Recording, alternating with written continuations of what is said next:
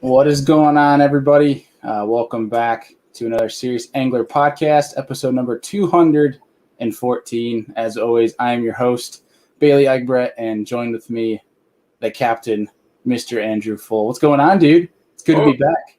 Yeah, it is. I'm welcome back, first of all. And yeah, I mean, I have no words to say. I actually just sent in my New York State guide license paperwork today, so soon I'll be able to guide all over New York, which I'm pretty pumped about. And welcome home, Bailey. I'm sorry, I just drew like a huge ADHD moment there. I go like 95 places at once. What's up with you, dude? Not much, man. But no, but it's funny you say that because I'm going to bet right now, if I know you, Andrew, there's probably baits around you. And knowing you, you just saw shiny things. And so that's why you drew a blank. Is because you went instantly jerkbait, and then you're just back on the screen. Actually, I don't have any baits in front of me at the moment, which is the funny you're just part. You're just stupid tonight. Yeah, pretty much. I guess you could say I'm just stupid. Like I was just like, Dude. Going into last week, I didn't think there was good fishing whatsoever in Iowa, and I was completely wrong. Okeechobee. Is that how you say it? Okeechobee? Lake Okoboji.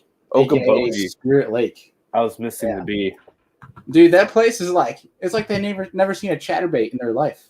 That's awesome. I went out with one of the guys at Pure Fishing. His name's Brad Rutherford, and we just laid the hammer on like 50 fish on chatterbaits, generals. Sign me up. Yeah, like I want just fish, dude. And he caught he hooked into a 42-inch muskie, like a true muskie on a chatterbait. Like he hooked into it and he goes, "That's a giant." And I see the tail come up at a distance, and I'm like, "That ain't no bass." that's a toothy one. We gilled it and we're like, that thing was heavy. But yeah, I ended up catching what I thought was a muskie at the time, and one of the guys on the Berkeley team at dinner that night was like, "Hey, dude, that ain't a muskie." I was like, "So what the hell is that thing?" And apparently it's called a silver pike, which I'd never heard of before. We actually have a creek around here that has some silvers in it. I think they might be like some type of cross or some type of hybrid. Like there's a hybridization that goes into them.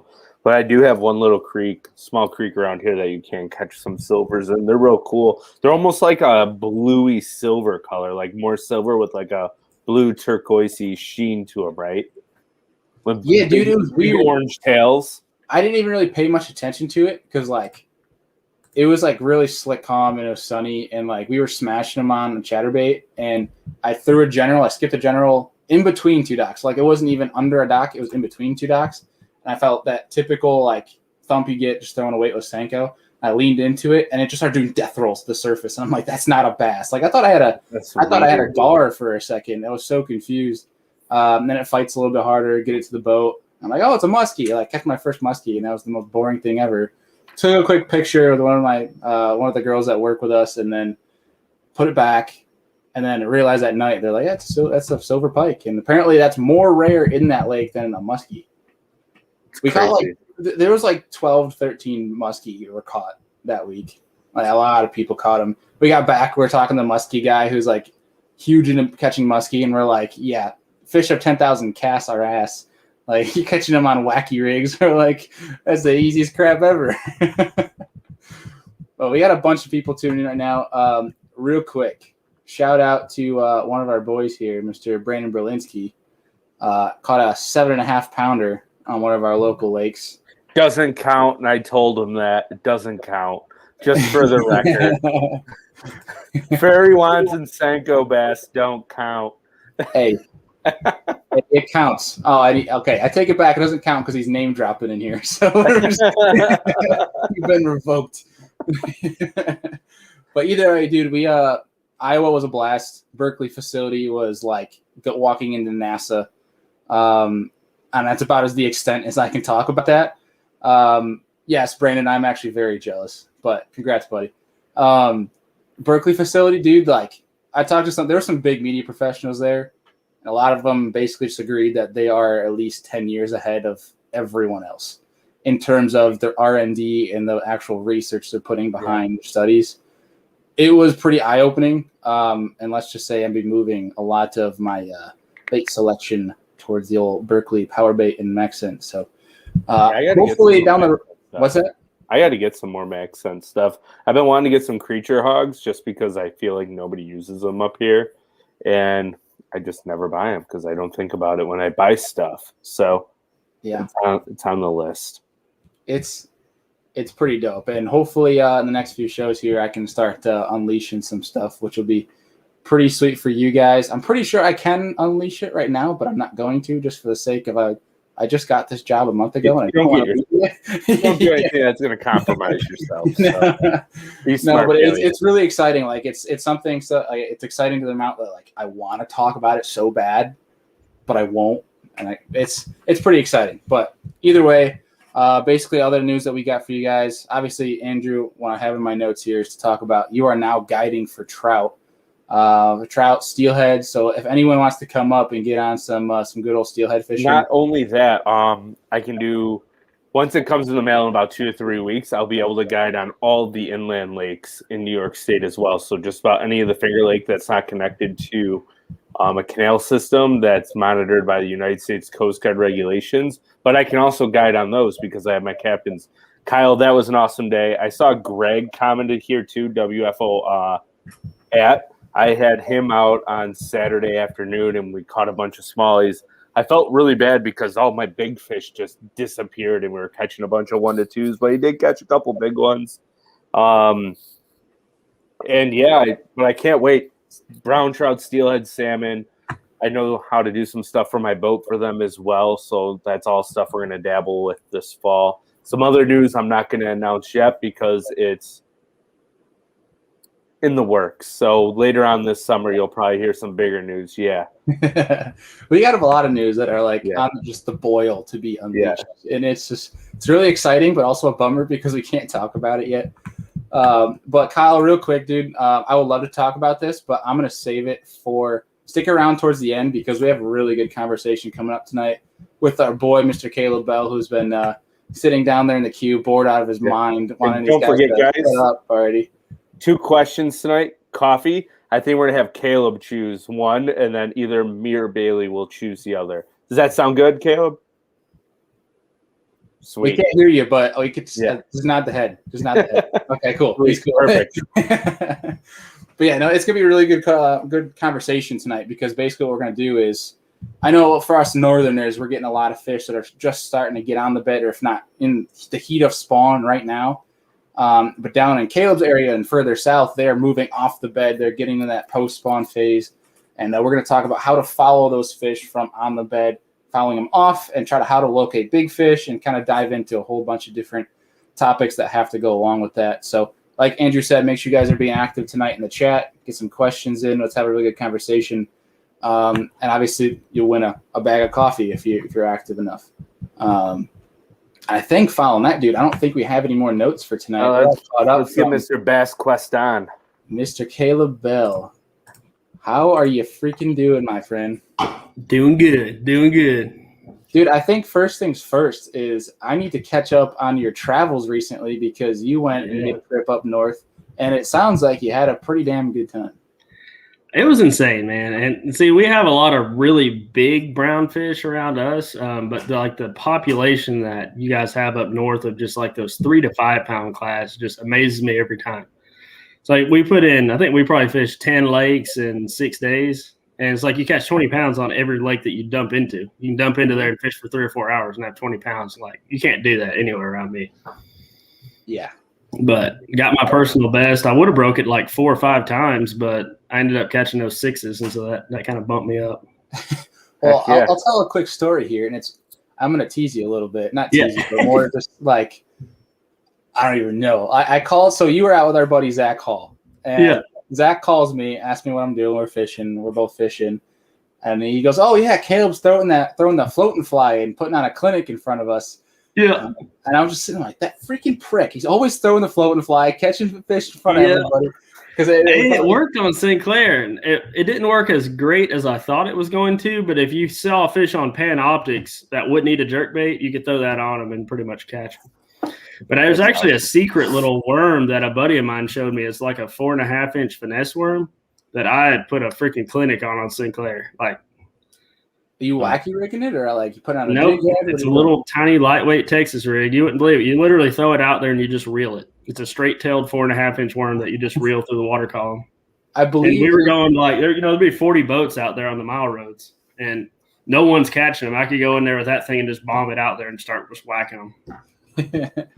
Scott says, "Shush about the floating fly." But I believe it was described in Zach's words. It was they should. I would try to do the southern accent, but I'd butcher it. But it's this gosh darn stupid worm that he's beating my face in with. I believe is how I quoted it verbatim. Yeah. Hey, he took a run at the end though, and he found the wind got up and he got on some jerkbait fish. But when we first got there, dude, it was a one-man show, and it was this man.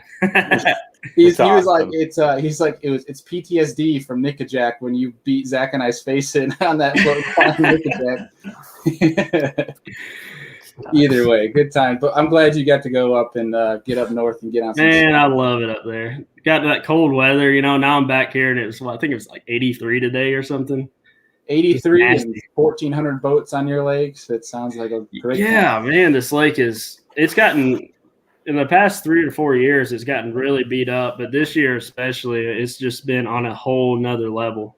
And you can really tell it in our fish, like how they're acting and stuff like that. Yeah, which we're going to get into in a little bit here, but we're going to work our way up to it. I think first things first is obviously your fish are getting into that post-spawn phase. Our northern fish are getting up on beds and starting to do the dirty here. About 90% of our fish right now on like the Tennessee River are post-spawn. Okay, so let's start with from scratch here. What are the kind of first telltale signs? Obviously, of just maybe pulling up and seeing a ghost town. What are the kind of the first telltale signs that fish are kind of like on that tail end of the spawn and moving towards the post spawn? Well, that's kind of an interesting thing because we have the deal is we have big waves of fish that move up and spawn. We have a lot of fish, and depending on what time, or not time, but what part of the lake you're on, especially like Chickamauga, Gunnersville, Watts Bar, depending on what, if you're on the north end, more river fishing. If you're on the middle part, which is big flats and creeks. If you're on the lower end, which fishes more like a lake, the fish go on at different times. But you have waves basically from third week of April until about second week of May of fish that are going up. And whether it's new moon or full moon, they're making little rounds up there. So the deal is like being first to the prize. Like if you're a guy that likes to ledge fish, like you better be out there right now, because there's a magic 2-week period when a pretty good amount of fish, there's still more fish coming, but when those first good ones get out there, because the deal is here in the South, a lot of times the big fish spawn first. Your trophy size fish spawn first. And so a lot of times they're one of the first fish that move out to these ledges. And you might not, you'll get out there to a community hole that a month from now we'll have a school of 150, 200, 300 fish on it. It might only have 20 on it now, but the chances of there being good ones on it is better now. And once they get beat up, they're beat up. I mean, it's like a make hay while the sun is shining type deal. But that's the thing. So for us, it's like constant stages. You have pre-spawn, post-spawn, spawning fish anywhere between that, late April, mid to late April, and mid to late May. Yeah. And so that's what I like to target is I like to target areas that, pre-spawn fish are moving in. So you got stopping points and creek channels and on secondary channels off the main river ledge. Basically, they'll have secondary channels that will run, up river on these flats. And so I target shell beds on those. I target, bluff transitions coming out of creeks and just try to catch fish that are coming in and going out. Mm-hmm. Those are typically easier to catch than your spawning fish anyway, because there's going to be, 20 guys sitting on top of them, plunking an 8-pounder in the head trying to catch it. So you can get away from that and catch the heck out of them. But for us, it's kind of cool because we have such a diverse ecosystem here. We have gizzard shad, we have threadfin shad, we have crappie and bluegill. Those are primary food sources for a lot of the fish.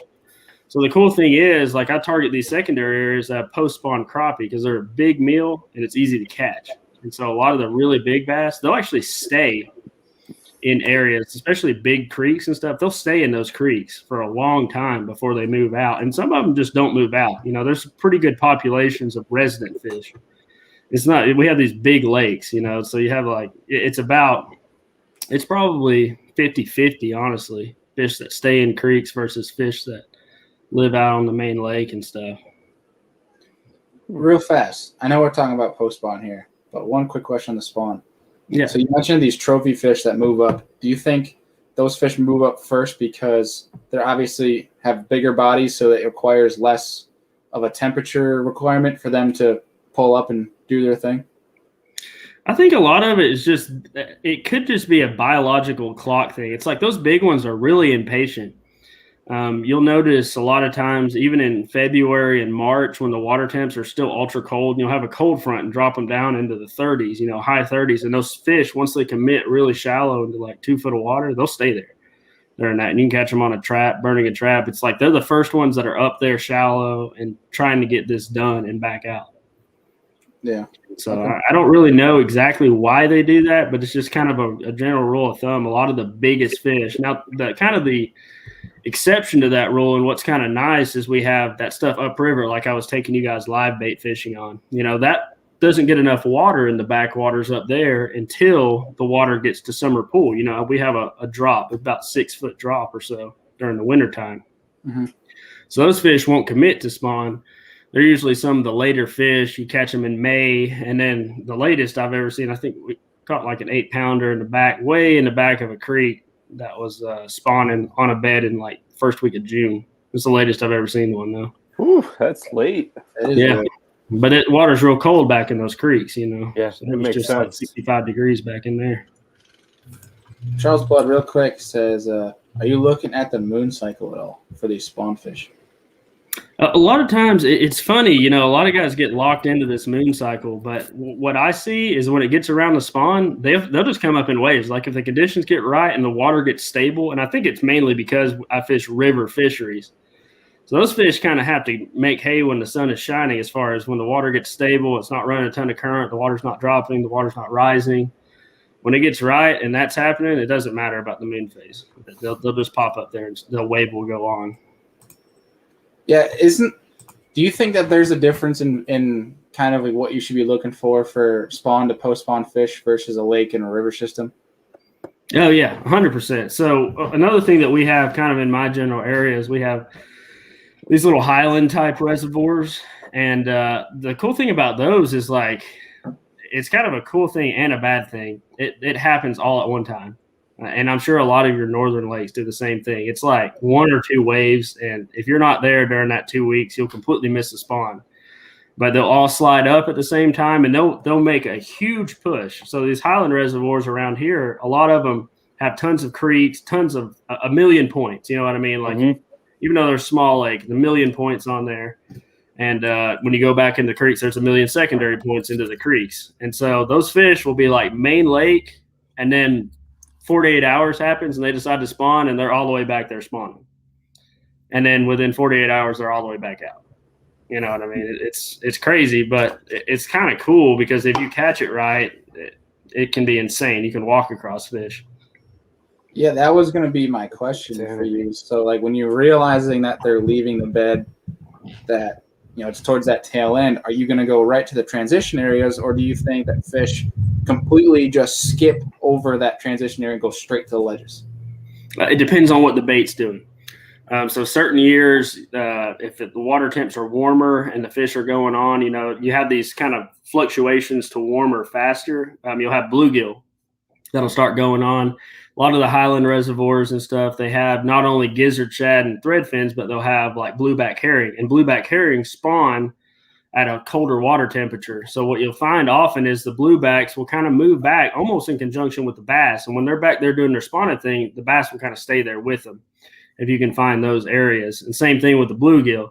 So one of the cool things on Chickamauga that I target in a few creeks is we have when these fish go off, they'll hang out in the immediate area because of those post-spawn crappie, and it's like almost the exact time the crappie kind of start moving out, the gizzard shad will start spawning in there, and so they'll be all about the gizzard shad for a few days, And then all of a sudden the bluegill, it's usually about perfect. Like it's this timing of bait fish in there. Bluegill are going on about the same time as the threadfin shad are spawning. So they're all back there. And then it just keeps all the fish right there in that area. And so that's what I try to search for. I'm not a huge ledge guy just because they get beat up so fast. You know, I'll sit out there for a couple weeks when it's getting really good at the beginning. And I'm idling for on like community holes, but I'm idling for those fish that are working their way there. Usually really small groups of fish. Like you're turning around and fishing for 5 fish, 3 fish, 7 fish, but they're all big ones. And a lot of times you can get most of them to bite. So you can catch big bags doing that. But as soon as they get out there and get beat up with the 10XD and a Magnum spoon for 2 weeks, it's, you know, then you're finesse fishing for them out there. You'll catch fish and everything, but it's like, to me, it's personally very aggravating to sit on a school of 300 fish and catch 10 to 15 of them. Like that just infuriates me. When I can go back in those creeks and I know there's like large and aggressive fish back there and I can go catch those. Yeah. From your experience, you talk about a threadfin shad and then a gizzard shad spawn. Do you think there's a difference in the caliber of fish that follow those spawns? Do you think there's bigger fish that chase a gizzard shad? 100%. 100%. And one thing I think about that I think that why that is that gizzard shad tend to spawn on places that big fish like anyway. You know, they'll spawn on emergent grass, eelgrass, and there's usually, for us, there's really small clumps of that stuff. They'll spawn on the backs of creeks on hard bottom areas where you've got bigger rock and stuff like that. And those are places those fish are kind of staging post spawn anyway. And it just happens that that's where your bigger gizzard shad will stage up and spawn right there. So I think a lot of it's just location. You know, it's just unfortunate for gizzard shad. They happen to spawn in areas that big fish just like to hang out anyway. Yeah. Redfin shad, the problem with them is they're so plentiful. And we haven't had a true cold winter probably in about 3 winters now to have a good shad kill. And so just the number of threadfin shad, when they go up and spawn and everything, sometimes, I mean, you can fish a shad spawn for a whole morning and not even be around bass. Like you need to know, for us, for a threadfin shad spawn, you need to know where the bass are and then go find a threadfin shad spawn in that area. Does that make sense? Yep. Yeah. So, you know, a lot of people are like, hey, find the bait, find the bass. That's not true on the Tennessee River at all. It's find the fish and then find the bait that you want that's close by. Because you could have shad spawning all up and down a 300-yard stretch, like everything, docks, laydowns, grass, everything. And then, you know, the bass are only in a small portion of it. Yeah, it's funny you say, because, like, dude, my experience thus far, granted, it's only like a maximum of 2 weeks. Yeah. Like, there's bait everywhere. Everywhere. It's absurd. And like you'd see it like pop at the surface and everything, and you'll fish your heart out there for a couple hours and you won't get a single bite. Yeah, because there's no bass there. You know what I mean? It's like here's the thing. So bass on the Tennessee River around us, unless there's a big shad spawn or a big shad kill, then they start to position more with the bait and everything. But they have no reason to do that when there's not a shad kill or anything. They literally, like, you need to look for areas. What's the easiest place a bass can sit and feed with the current? Because the current's going to bring them a million, you know, balls of bait every day. Like, look for the areas that's the easiest place for the fish to set up, because that's where they're going to be, and they're just going to wait to ambush the bait. There's no reason for them to go anywhere but there. Yeah, I think one of the good things to remember is, like, especially in a current system, largemouth are lazy, so find places that they don't have to work. That's why they get so big. Yeah. They don't get chunky for no reason. They don't have to exert a bunch of energy. They just lay there and wait. But even on the low end, I mean, it's the same thing on the low end where it fishes more like a lake. It's so wide there that even when they're running quite a bit of current, it doesn't affect it the same way. And there's certain areas of it, like you get around Harrison Bay Islands and inside Chester Frost, there's no current hardly at all there. If they're ripping a ton of it, you might get some backflow, or you might get some pull out of there just a little bit. But the only current in a lot of those areas is wind generated. But the fish, it's like you find where the fish should sit. Find hard bottom, find shell beds. find offshore brush, and the fish will be there because there's literally so many balls of bait. I mean, you can run on side scan. It's like ball, ball, ball, ball, ball, ball. And I don't even stop on any of that stuff unless I'm seeing either one, fish, or two, I'll know to start looking for fish. If you get in an area and you start seeing the bait broken up where it's not a tight ball like this, if you start seeing bait that's spread out and kind of linear, that's a good indication there's predatory fish nearby that are pushing that bait school around. You know, they're trying to ball back up. Yeah, so if it looks perfect, they're not. Yeah, if you find a bunch of perfect circles or ovals, you keep on going, baby. Like there is nothing there for you. Huh. If you start seeing them spread out, or you see like little teardrops and stuff like that, you know, little tadpole-looking schools of bait, then you know, hey, there's predatory fish right around here. You might not even be able to see them because there's so much bait, but you know, there's no reason for a school of bait to be broken up like that unless they're in distress. That's some juice right there, because most people juice. Just see bait and be like, all right, gonna fish right there, and then they'll fish for 30 minutes and wonder why nothing's eating it. Yeah, no, just keep on going.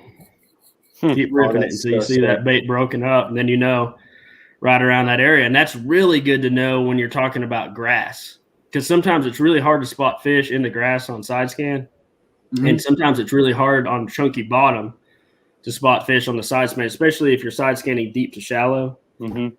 But what really sticks out like a sore thumb is balls of bait. So you can run that ledge. If there's a bunch of balls of bait up on the edge, you zip down through there, and all of a sudden you see bait broken up on that chunk rock. It's like, I'm zipping right in there. Yeah. Fishing around. To our northern guys that are tuning into this right now, don't think just because Caleb's from Tennessee that this doesn't happen the same exact way up in these northern lakes, because I've seen these bait balls. I've seen this exact thing we're talking about. Exactly. We actually witnessed it. It was funny you mentioned that because Ben was using, he's got live scope. And so he was playing around a lot more with the perspective mount on there. And so we got to see that on St. Clair, balls of bait getting broken up just like that. Now you could actually see the fish in that situation just because that's sick. The bottom the bottom composition there, it's just like one big flat. There's hardly anything there. So when a fish moves on live scope, it's so obvious. But another lake that we fished was a small lake where I actually caught that big bag of fish, and it was loaded. It looked like gizzard shad, but there was just clouds of perch, like 5 to 7 inches long. And you could watch those. There'd be perfect clouds of bait, and you're working through, and you get around those bigger marks like a walleye and bass, and you would see the bait getting broken up. You'd do the same thing. That's pretty sick. Yeah. So I asked you about that gizzard shad versus threadfin shad question because I was talking to Livesey after he won Fork. Yeah. And he said that's what he honed in on, that gizzard shad spawn, because that's what those bigger caliber fish are going to hone in on, because you might not catch as many, but the ones you do catch are going to be bigger because they have to be that caliber in order to fit that gizzard shad in their mouth. Now, the funny thing is I see that completely flop in a lot of areas in the fall. And I think the reason that is because the bass will group up with the white bass, and they'll let the white bass corral the threadfin shad, whereas most of the gizzard shad are staying in the grass mats. So you think about it, like the bluegill and the gizzard shad, they're in those broken, like really thick grass mats and stuff. Like they're harder for a bass to catch. The bass, some of them commit into that grass, and they'll sit there and try to ambush those fish in there. But a lot of the really big ones in certain areas, especially down lake, you'll have giants mixed in with the white bass and the really small bass. And it's like they'll just let them corral the threadfin shad, and you'll watch them. They'll run through like a big whale and just get a mouthful of small threadfin shad. That's super interesting. It's very aggravating because they're hard to catch, but that's when the flip is like handy. That's you have to wait for that light switch and make the perfect cast at the perfect time. Yep. Through that bait ball. You see, okay, so here's a really good thing. I know we're talking post-spawn, but when you're talking about fishing for fish that are eating threadfin, so bass that are staging up and chasing threadfin shad. Threadfins are nomadic. They sit higher in the water column.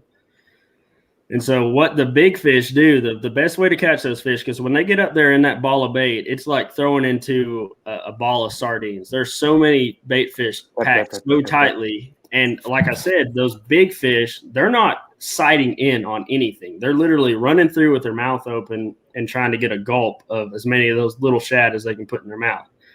So the key with that is you get in those areas on these flats. It's usually on flats, secondary cuts, and channels and stuff like that where this is happening.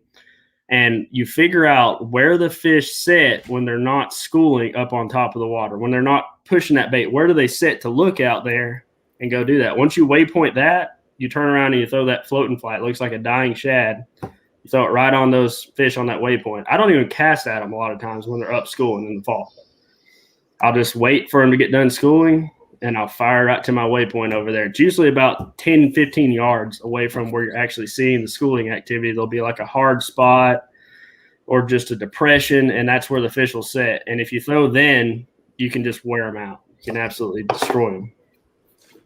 But if you're throwing at them when they're schooling, it's like, how are you gonna make your bait look better than the 10,000 shad that are sitting there? Right. Sometimes you can get them on a big topwater like that, and or a bigger swim bait and get that kind of difference going. But by and large, I find that I catch so many 2-pounders doing that. It's ridiculous getting white bass because you can't weed through them. But if you throw to those waypoints, it's like the big mamas. They're going to sit on the best spot right around there to make that ambush. And so you got to catch them when they're down and when they're not in a feeding mood. I was going to say, that lazy attitude, that's why they're so big. They wait for it to that come to them. Bait right in front of their face and just leave it there. Mm-hmm. Yeah, some of the live footage, like, so we were talking about lazy fish, but you see some of that live footage from Fork and watch some of those giants trying to eat gizzards. Yeah. While total badassery, that's like, it almost kind of goes like against the grain of what we're talking about, right? Of this laziness, where these big ones are just getting up and chasing those giant gizzards hard. What you're seeing there is you're seeing wolf pack activity. It's the same thing that you guys got to see when you guys were live bait fishing with me down here. It happens from the winter. Anytime fish are on gizzard shad, it's kind of like bluegill. Almost every time it's like 3 to 5 giants in a group together, about the same size. Yeah. And so it's a competition deal. And that's why you see that like really ferocious, you notice those strikes that he's getting on there, big fish that eat topwater. If you're catching loners and stuff like that around the spawn, most 7 to 8 pound largemouth that I've caught on a topwater, they come up and they'll just sounds like a big bluegill hitting it. Like they're just lazy. They're going up there. Those fish right there, you could tell, they're coming up there and they're hitting it, like train wrecking it. And then you see how fast they're swimming away. They're swimming out to deep water. They're swimming out to the side. That tells you right away. And the fact that he would miss one and like 2 cranks later, one would crush, like that tells you right there that those fish are in competition. That is really interesting. Let's see. We have a question here from Charles Blood. He says, this is not off topic at all, my friend. This is a good question. Do you guys have a certain search bait that you tie on when searching for schools of postspawn bass? So I think this kind of can cover a couple of things, and this has a couple of answers to it, because like there's postspawn bass on ledges, and then there's postspawn bass, as you explained, Caleb, that are in the grass. Yeah. So I think obviously you're gonna have 2 different approaches when it comes to that. Yeah. But Caleb, take a stab at that first and tell us what you. Okay, so for us, post-spawn fish, if I'm back in the creeks when these fish are on flats that are on gizzard shad or on bluegill, my favorite combing bait is to get there first thing in the morning and throw a really big topwater. 7, 8 inch walking bait, a wake bait like a slammer. So a big topwater, you can comb a lot of water with it.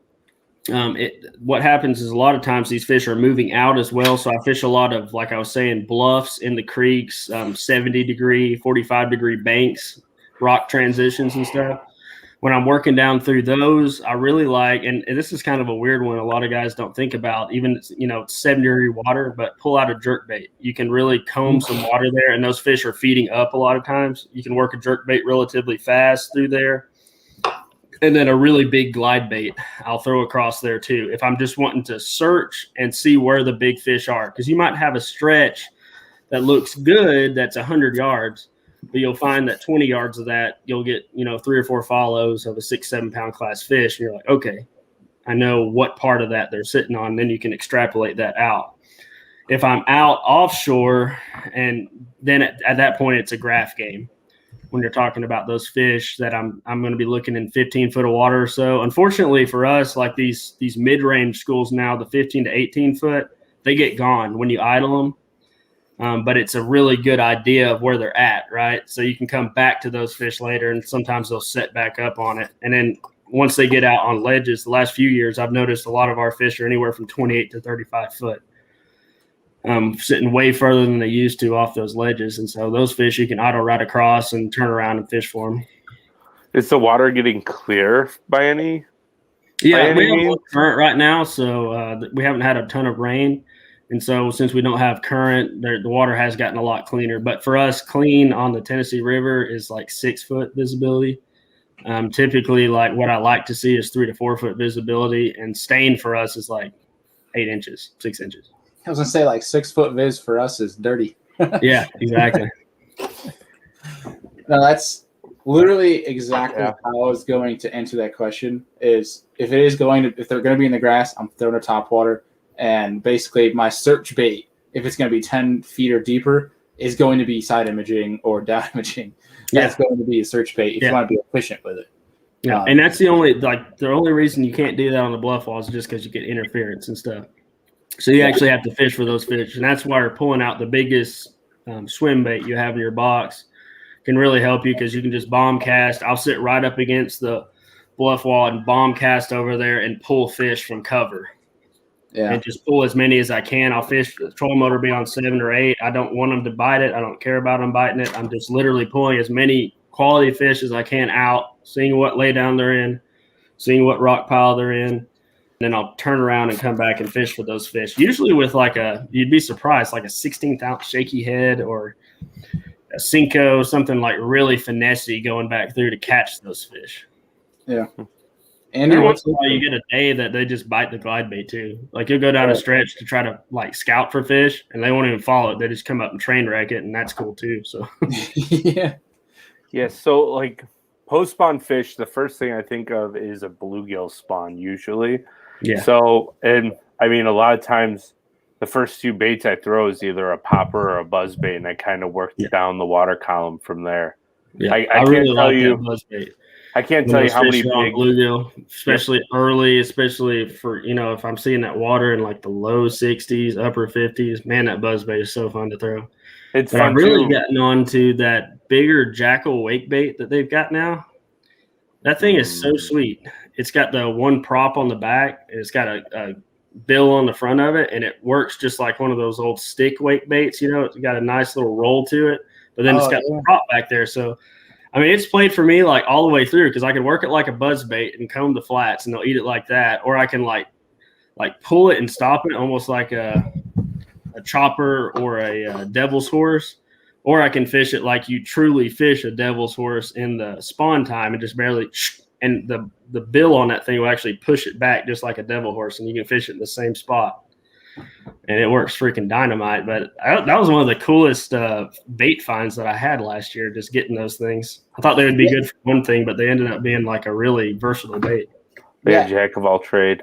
I remember seeing that in your boat, and you picked it up, and I was like, what in the hell is that thing? Yeah. It looks like a jerk bait / devil's horse mixture. Yeah. And you launched it 100 yards and started working. I was like, I had never seen anything like that in my life. Yeah, it's slick. It's slick. And it's got a bigger, what I like about it's got like a bigger body to it than a devil's horse or an old Bangalore. You know how we use those Bangalore twitch down floating. Yeah, it's like a 7-inch bait. It kind of does what a lot of those baits do, but it's like a little bit bigger profile and it's super versatile. Yeah, it's been tied on my rod since the water temps were 53 degrees here and still playing. Yeah. I can't wait to get it out at night. I'm excited when the grass starts to actually get up and where it's 2 or 3 foot away from the surface. Man, that thing's going to be so slick. That is pretty sweet. I got to get my hands on one. But so you brought up one thing you might throw in that grass too is a jerk bait. And I'm kind of thinking about things right now. So like your conversation, like your point of in the fall you find that they seem to chase a threadfin shad more in the fall. Yeah. So let's take Lake Fork for an example. Look how Livesey did with the gizzard shad spawn in the spring. Yeah. Walters had a good day one, but his bigger fish came off of a glide bait. So a bigger presentation of gizzard shad. Zaldane crushed him on a glide bait, the gizzard shad. Yeah. Patrick Walters was in a realm of his own in the fall throwing a jerkbait, and that's really what they honed in on, was that thinner profile. Yeah. That could kind of reinforce your point that they get on Redfin Shad more in the fall. And see, this goes it back to another point. Like it is, and see, I don't throw the jerkbait as much around the grass just for the annoyance of we have clumps and stuff, and so you're gonna like I would throw a fluke around that. But there's something about baits when you think about glide bait, when you think about a big topwater, when you think about a jerkbait, they all have one thing in common: a fluke. They're a bait that can almost perfectly suspend in the water column. You know what I mean? Like a top water, you can put that thing in a fish's territory in their bubble, and you can work it around there and pause it and work it around there. Like that's one thing. These fish, like a big largemouth, they're very territorial. And so any kind of bait that you can present to them in a way where you can get, trigger a chase response, but also just like leave it there in their zone. So they might get up there and say, well, I'm not going to eat that. But then it just sits there too dang long. Yeah. You know what I mean? And it's just like, you got to get out of here. And so they'll end up eating it, even though they're not really that into it, or even if they're not super aggressive, because it's just enough of like a predatory thing where they'll see it sitting there too long and they'll start to close that gap. And if you can get them to close the gap, it's a done deal. You pull that fish to sub 1 foot on a jerk bait or on a glide bait, it's pretty much you're going to get a shot. You know what I mean? But I throw that jerk bait a lot on those bluff transitions. Where you have 45-degree bank that's meeting a bluff wall, and it's that creek channel on its way out. So you'll have fish that'll stop on all that rock, all that wood, and a jerkbait's a really good one because they like to feed up. And so that's a thing that you can bomb across there, and it stays in that strike zone. And so even a fish that's post-spawn, tired, not in a super feeding mood, they'll get up and make a play on it. Yeah. Really fast, I have a point to make on that. But before I make that, guys, just want to reinforce that we're going to be giving away 2 bags of Outdoorsman coffee. So make sure you guys keep pounding questions in the comments. So we're doing so far so good, but let's keep getting some more in and out because Caleb so far is not impressed with your questions. So he's not selected winner yet. Scott, that's a good question somebody's got about what kind of jerkbait. I'm throwing my jerkbaits in the summertime. I will beef up to a lot of times a 2X hook, and some jerkbaits like a Mega Bass Vision 110, I'll go to 2 hooks and I'll do a 2X hook and I'll throw them on 14 instead of 12 or 10. I'll beef up the line just because the fish, we got really big fish, and you know how spry they get in the daggum 60 plus degree water temps.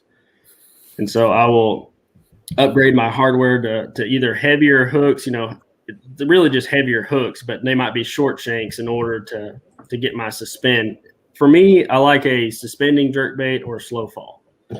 I could care less either way. So a lot of times some of these baits I can put different hooks on, but I really like one of the best ones that I've had for a while is actually that 6 cents provoke. For some reason, it is a really good warm water jerkbait.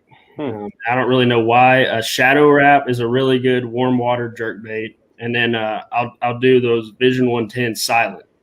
I really like the silent one, warm water. Yeah, dude.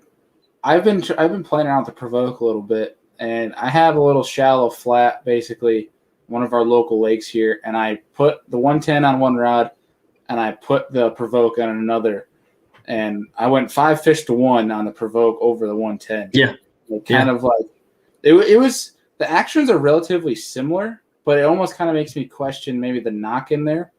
I don't know what it is. Like I'm like you. I don't really know what it is, but there's something that happens with my fish in the warm weather. It's just like some of my re-range and my 110, they stop playing as much, except for the silent one, because the fish are pretty pressured and everything. But that silent one will really play on into the summertime. And I'll take it way back into creeks and throw it too. A lot of guys don't think to do that, but a jerkbait is an all-year bait for me. Like I'll go way back into creeks and catch really giant resident fish back there. It really plays during the mayfly hatch.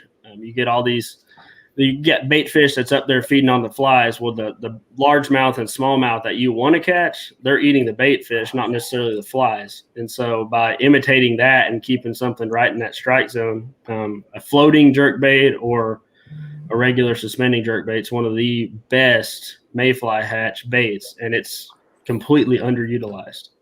Oh yeah, but yeah, it's Andrew. You mentioned the shimmy. And I think that's what I learned on this Berkeley trip.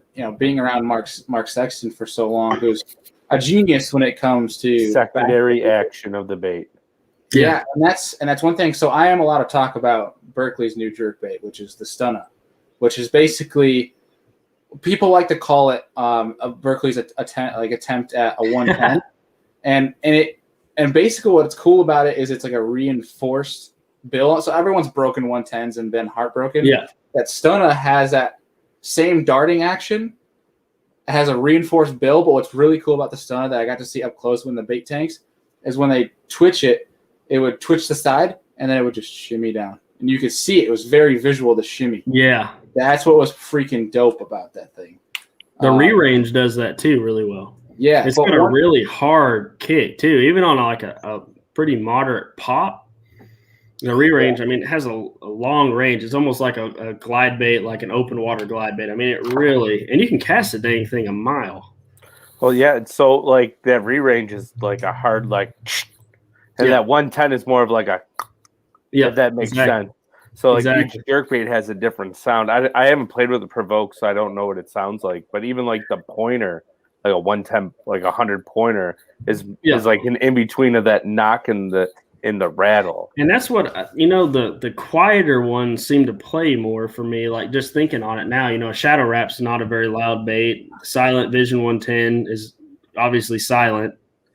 And then the Provoke, I'm not really sure. Like, I've never listened to it underwater versus some of the other jerk baits, but there's something about those particular ones tends to do really well. If you want to warm water, fish for smallmouth or largemouth and throw a jerk bait, those are really good options. Here's something that was really cool that I learned. And I'm probably going to be – this is basically all coming from Sexton. This is not coming from me and what I found. This is Sexton and his years and years of research. Bass can't hear anything. There's like only a specific small decibel range that bass are actually able to hear. It's basically when you get to those – when you get to those violent – what everyone thinks is bass hearing – it's actually the knock is causing a vibration and they're feeling it versus actually hearing anything, which is why that vibration of a lipless crankbait is more important than a rattle. He goes, basically his line was, forget the rattles in a lipless, focus more on a vibration. If you want something that's crazier, focus more on a harder vibration of a lipless versus the sound of it, which I thought was like, because everyone talks about, oh, that's really loud. I bet you that smashes. They talk about sound. Yeah, and then that's me too. I was one of those until I was talking with him and I actually saw his research and his results on it. It's kind of crazy how the bass, they feed more on a scent and a feel deal more than they do sight or smell, or not smell, a sight or hearing, which is that's interesting, freaking awesome. And they talked about their monocular vision, which I'm hoping to get Mark on the show so we can literally unload some crazy information. Yeah. Because I noticed that, certain times, like there's, certain baits that are really loud. Like you have like an LV 500 or a Jackal TN Shad. You know what I mean? Like those are extremely loud baits. And I feel like sometimes it makes a difference. But I'm wondering if it's so dang loud in the water that it actually throws a vibration of some kind. Yeah, it's kind of interesting. And you talked about too, like there's certain sounds that will actually scare bass away. Like it's almost more of because there's things that they don't like something that he mentioned too is bass, like certain scents that bass won't like, and they've gone through a whole list. And I'll save that for if we can get Mark on here. It's really mind blowing, honestly, because it's a lot of the very popular stuff that people putting out right now that people are using and claiming why their stuff is so great. Yeah. But really, in reality, and I watched the videos of the tests that they ran, that fish are actually afraid of it, which is actually kind of nuts. I'll tell you what was nuts. So I was talking to Nathan Durds over there in Michigan, and he was saying, so yesterday he was out and fishing for some spawning smallmouth, and he found there's a good one cruising, and he fired his drop shot, super clear lake, fired the drop shot like past the fish in line with it, and he literally watches this fish cruise right past that little max scent flatworm on there, and it literally gets down current of it and turns right back around and comes and eats it, like on a straight shot, like 5 feet down. And he's like, it literally smelled that bait and came back and ate it. That's what's really cool, because like they talk about the pores, right? Like these little hairs that are on the side of bass. So like in a current situation, all their hairs are going behind them until like they hit a current break and they finally come forward. Yeah. And it's cool because the scent, like if scent obviously travels through current and how fish can actually track things down. And like they talk about like the flatworm in like Sturgeon Bay, like Lucas would talk about how he'd fire it where he knew bass weren't, but he knew with that scent and the way the current on the bottom was moving, that fish would track that scent and then follow it as like a trail. Yeah, that's what he said. It was literally like plain as day. Fish was completely uninterested in it when he saw it heading from that direction. He swims 5 foot past it, makes a loop, and as soon as he catches it, he's like, straight to it and just eats it. I think that's something that people don't talk about. I know we're totally going off a Postpawn tangent here, but like talking about fish, no one talks about how strong a fish's scent trail, like being able to smell, is. Obviously, it's more prevalent, I think, in a current situation because it's going to cover a longer distance. But like he talks, like Sexton talked about, like look at sharks. And he goes, I talk about sharks being able to smell from a mile away. And he goes, fish obviously can't smell a mile away, but they're pretty damn close.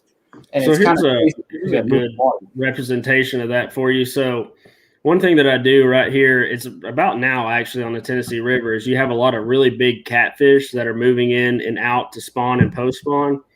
And there's a couple bluff walls that I'll fish and I'll catch bluegill and cut them up and use them as cut bait. And you'll catch all these big catfish. But I've caught so many really nice, like 3 to 5 pound class smallmouth on cut bait, bluegill cut bait, just on a bobber next to bluff walls over the years. And like it is noticeable. Like you'll get in an area with quite a few smallmouth and you'll go for like 5 for 5 casts and they'll just come up and eat that cut bait. Yeah. Well, that again tells you the scent thing. There was a buddy of mine, his dad was fishing this year in the wintertime up at the dam in the tail race, again for catfish, had some shad cut bait out there and caught almost a 10-pound bass. It was like 9.8. Just on a piece of cut bait down there in the bottom in the current. Scent. Yep. It's 100% scent. I mean, the thing's doing nothing down there. It's just a chunk. Yeah. It's crazy. It kind of like really breaking down into how bass behave and like how they like physically, biologically operate. Yes. It opens a whole other can of worms. And if we don't get back to these Postpawn questions, we'll probably stay on that for like another hour and a half. Yeah, exactly. Like a whole other episode. Caleb, what I have to do, this week, actually tomorrow, I'll reach out to Mark and see if he has a time to come on. And I'll totally, if you're willing to come on. Oh, yeah. With him. That'll be really cool because I think he'd actually enjoy your insights too. Yeah, I would love it. So Scott here says he has a little 130-acre lake in Virginia and now has blueback herring in it. How do you think that will change the fishing? It depends a lot on what kind of species of bass you have in there. Typically, blueback herring, if you have spotted bass in a lake, specifically Alabama spotted bass, they'll become nomadic with the herring, and they'll probably start to sit deeper than you've ever seen them sit before. Because herring are a deep water bait fish. I've seen them routinely in some of our little Highland Reservoir lakes out in like 70 foot of water, and the spots will follow them out there. And smallmouth will do it too, but the smallmouth it seems like they'll sit more on like the rock veins and stuff like that and get more ambush type stuff. But the spotted bass, they'll actually get out there and get nomadic, especially in the warm weather months and the really cold weather months. So that's one thing that'll change on there. And another thing is like size. So it might take a few years for those blueback herring, but they're a really big bait fish. I mean, I see them routinely up to like 8 to 12 inches long. And so what you'll notice on those lakes is like your topwater baits, when you're working them, you can't work a spook fast enough on a blueback herring lake. They're a really, really fast bait fish. You'll start to notice that it's the biggest bait in your box type lake now. It's big glide baits. It's big swim baits. It's big topwaters. Like if it's not 8 inches long, it doesn't belong out there. I think that's the only thing that changes is wintertime, they'll still be on that kind of suspended pattern if there's spots in there. If it's a largemouth lake, it gets really weird because your largemouth will just start to set deeper and they will start to roam more. But typically there's another species in the lake, whether it's stripe or something like that, and they'll actually school in conjunction with white bass or kind of work together with those fish in order to corral the bait. Because blueback, like I said, they are lightning fast. It's amazing how fast. You can get on the school, they'll come up schooling, and you make a few casts over there, and they've gone down in like 20 yards past where you cast. They're already schooling again. That's how fast those bait fish move. It can be absolutely maddening trying to keep up. Yeah. I don't know why I'm just thinking about it now, but is blueback herring why they made a pencil popper? Yeah, probably. Yeah. I want to probably because the thing of pencil popper, it's a loud bait, so it's something big and loud, right? Right. And on a blueback herring lake, that's what you want, because typically you're drawing fish from deeper. Like a lot of those lakes, fish will start to sit in 25, 30 foot water points, and they're trying to look up and see those bluebacks and corral them towards the surface. Walks and spits at the same time. Yeah, because that's their only chance to catch those bait. They got to corral it up against a hard structure, like whether it's a bluff wall or a dam or something like that. They got to corral it up against a hard structure. They got to push it to the surface. You won't see them schooling on blueback and pushing them to the bottom like they will threadfin and gizzard shad. They won't pin them to the bottom. Now, on those threadfin lakes, like what we're talking about, what would you say is your favorite pencil popper to throw for them? People like the SPs. So on threadfin lakes, like around Chick and stuff like that, I really like a standard super spook. I like what's that one? Duo makes a one knocker, walking bait that I really like a lot. Again, like a ball that you can walk wide and slower. Mega Sexy Dog is still one for me, but I fish that more around where I'm seeing gizzard shad.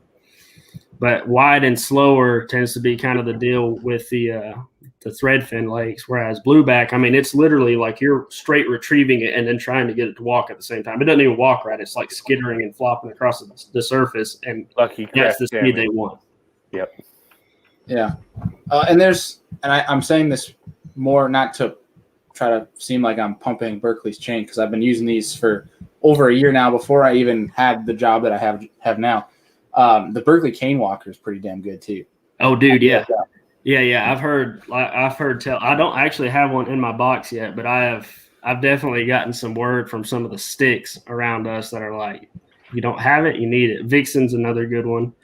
Yep. But I throw a lot more of the 5-inch stuff on threadfin lakes than I do on blueback. For some reason, blueback lakes, those fish really key in on really big bait. Yeah. It's such an interesting little deal, but so we're going to open up a little can of worms here, because we said we were going to talk about Lake Chickamauga here, and Stout Sportsman actually brought this up here. So, do you think the TVA chain of lakes are getting worn out compared to what they used to be a few years ago, with all the pressure, or the fish becoming conditioned to all the baits? Yeah, 150%. I've been saying it. I grew up on Chickamauga, so I got to see in the 90s.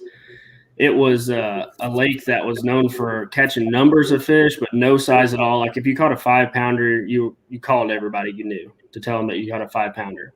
No grass. And so in my lifetime living on the lake, over the last 10 to 15 years, the grass came back, which was the biggest thing. Started catching a lot of big fish anyway once the grass came back. 7-8-pounders became pretty prevalent. And then the stocking program of the Florida strains, with all the northerns that we had, it produced a surplus of those F1 hybrids, which is what grows the true giant fish. And that's when the lake got popular. But for a few years there, it was insane. Like it was taking 3 or 4 CBAs out of the year. It would take a 40-pound bag to win. And up until about 3 years ago, and then you saw a fall off. There might be one 40-pound bag that you'd hear about weighed in, and you'd hear about some 30s. And a good buddy of mine, we were sitting there talking, and he really keeps up with the tournaments. And on Lake Chickamauga, since October of last year, there's not been a bag of fish weighed in over 28 pounds. Wow.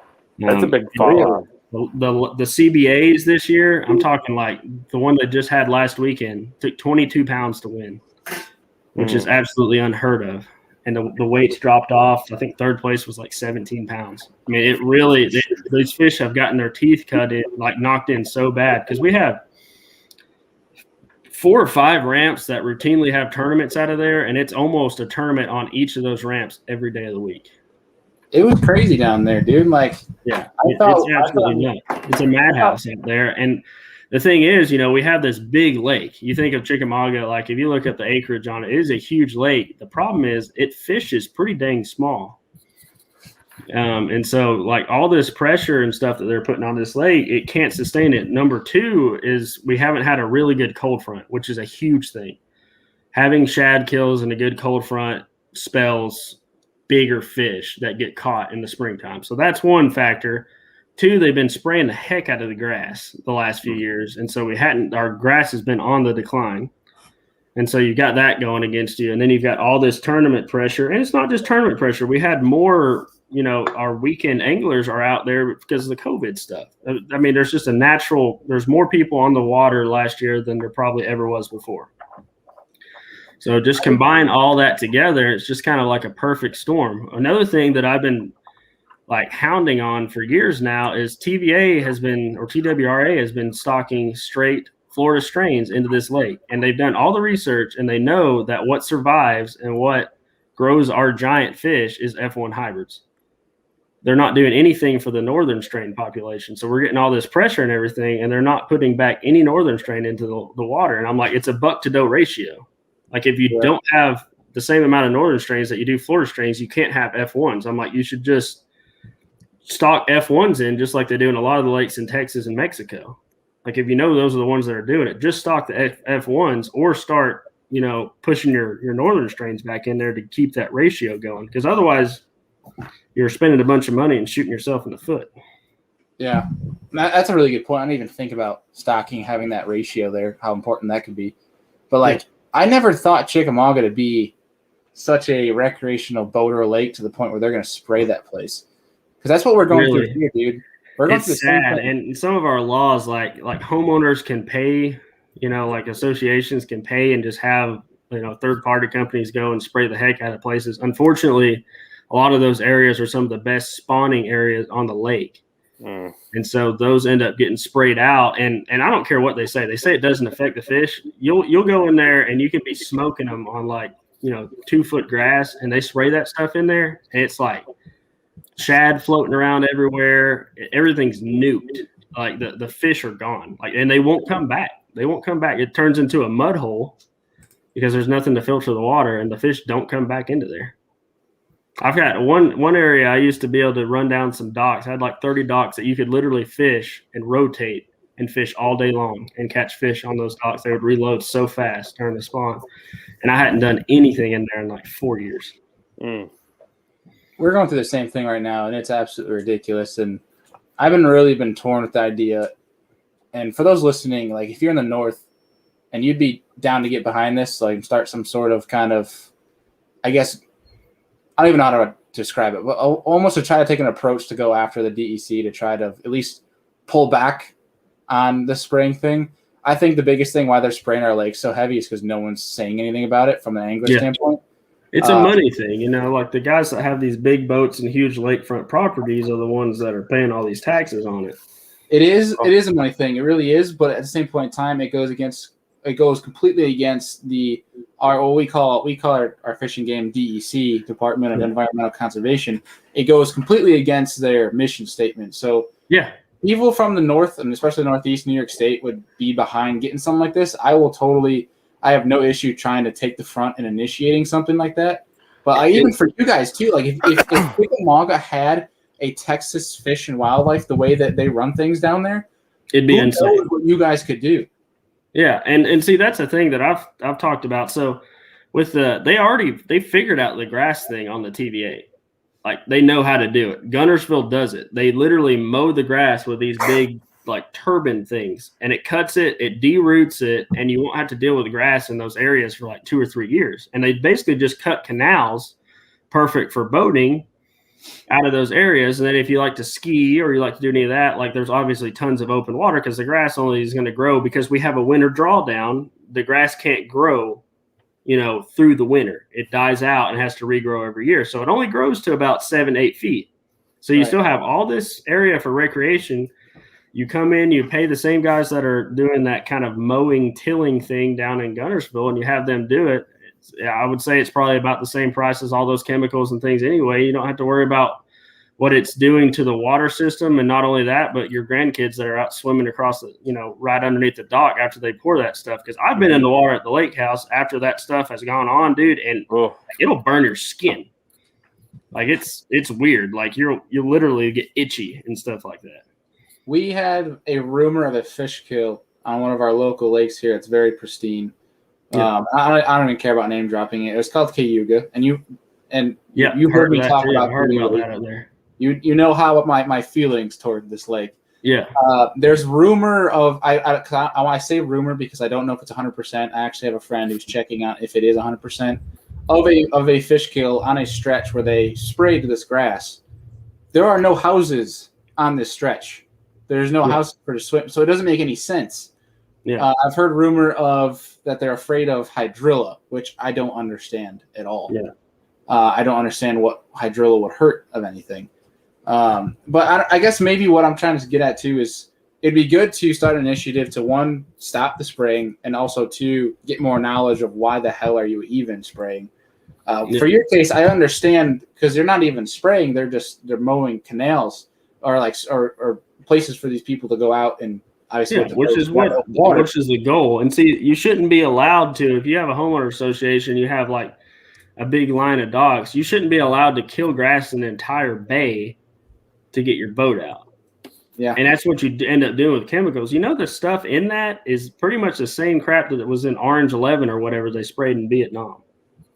Like, it has a lot of the same stuff in there. And you're putting that in your waterways and you're telling me that it's not affecting the ecosystem. Like if it's killing the grass, it's killing it. It's like going and, they've proven now, like when you're tilling a food plot or you're tilling your garden, like that's bad for your soil to actually till it. Whereas if you drill down, you plant a cover crop, it keeps all the nitrogen in there. It keeps all, your worms, all the soil doesn't get burnt out, doesn't get desertified at all. And you can go in there and you can drill and put that other crop right on top of it before the other one is, running its pollen or producing or whatever you want to call it. It's the same thing. You're taking that and you're murdering that environment. You're desertifying a portion of the river because that's all. What about all the microbes that are in there that the shad eat? What about all the little crustaceans, all the little invertebrates, your mayfly larvae, your nymph larvae and all that stuff? All those things you're eliminating from the ecosystem in that area. And what does that do? It eliminates your bait in that area. And what does that do? It eliminates your predators. Your predators have to find somewhere else to be. I didn't know you were a farmer, Caleb. My wife is a farmer. But I get into it. I geek out on that stuff too because I'm a deer hunter. Caleb, one thing I noticed about you is you have a few hobbies, but like you go all in on it. Like if you're gonna get into something, you go all in on it, dude. Yeah. And like you don't just like get into it and like watch a YouTube video. You read on shit.